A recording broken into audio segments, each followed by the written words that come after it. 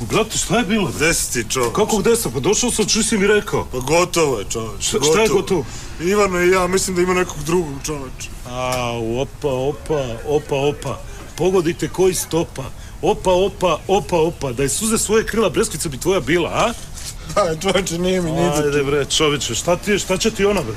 Jer ona je ajkulo, sa muškim likom, sede čuti se s užitkom. Biće tvoja noćna mora, ajkula od tebe je gora. Razumeš? Prošle nedelje smo bili zajedno, čoveče, i onda sam je vidio sa nekim tipom u gradu. Šta ti je rekao, frajer? Jel ti rekao, ne gledaj mi cupi, ti kretenu glupi.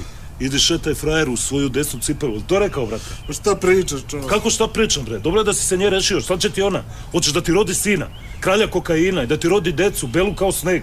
O mama. Jel to hoćeš? Jel ti to treba u životu? Pa šta pričaš, čoveče? Šta pričam, brate? Tebi sada treba neka nova riba. Treba ti neka riba koja ima oči boje duge. Jer tebi trebaju. Srce puno tuge da odagnaju. Ove noći dugo gledaju. Oči pone tuge tebe gledaju. Ti si se zarazio, čoveče. Pa ti si bolestan, ti si se zarazio. Pa šta sam bre bolestan? Ja sam 200 na sat u krivinu. 200 na sat obožavam tu brzinu. 200 na sat, ko će brže, ko će bolje. 200 na sat, igramo se. Ja sam bio s tobom u kontaktu, čoveče. Pa ti treba vidiš kod lekara. Kakvog lekara, brate? Idemo na Mars. Idemo na Mars.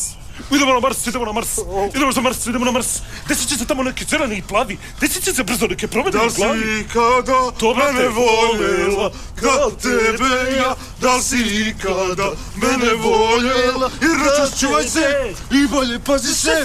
Jer noćas gradom ideš stanice.